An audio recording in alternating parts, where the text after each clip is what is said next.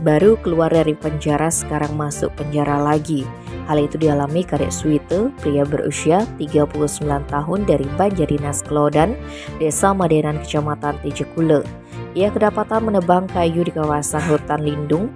Ia beraksi bersama dua rekannya yakni Nengah Kertiase 26 dan Wayan Astawan 36 tahun. Suite yang sudah berpengalaman dalam hal ini menjadi komandan kelompok. Ia menggagas cara penebangan kemudian dilakukan bersama-sama. Di sisi lain sebuah truk disiagakan untuk menampung kayu hasil tebangan. Setiap sore hari ketiganya berjalan menuju hutan produksi terbatas RTK 20 penulisan Kitemani Resort Pengelolaan Hutan Tijekule UPTD KPH Bali Utara di Banjardinas Klodan Desa Madenan Kecamatan Tijekule. Sesampainya di tengah hutan mulailah mereka membagi tugas. Ada yang memotong dan ada yang mengawasi. Layaknya maling profesional, ketiganya memotong kayu menggunakan gergaji. Dengan kerja keras selama berhari-hari mereka menghasilkan 19 potong kayu. Mereka memotong selama 5 hari di hutan dari 14 hingga 19 Februari 2023 lalu. Kapolsek Tijekule AKP Gede Suryana Jumat 10 Maret mengatakan aksi mereka diketahui seorang warga bernama Gede Monol 47 tahun yang memasuki wilayah Desa Madenan Minggu 19 Februari sekitar pukul 1:30 WITA.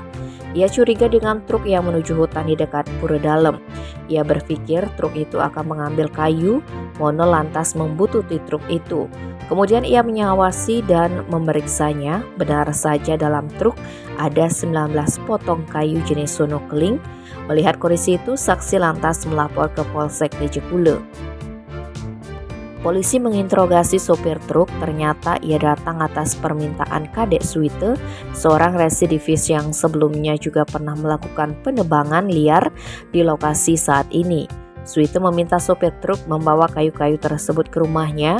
Belasan kayu gelondongan jenis sono keling itu berasal dari 4 pohon. Dari penuturan Suite, 3 pohon ditemukan di pinggir hutan, kemudian 1 pohon lainnya sengaja ia cari dalam hutan.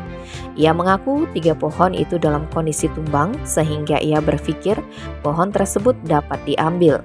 Ia membantah bila kayu-kayu yang ia tebang itu akan dijual.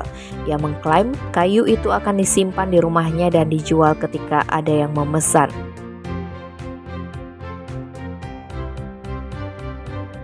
Tim Bali Express melaporkan.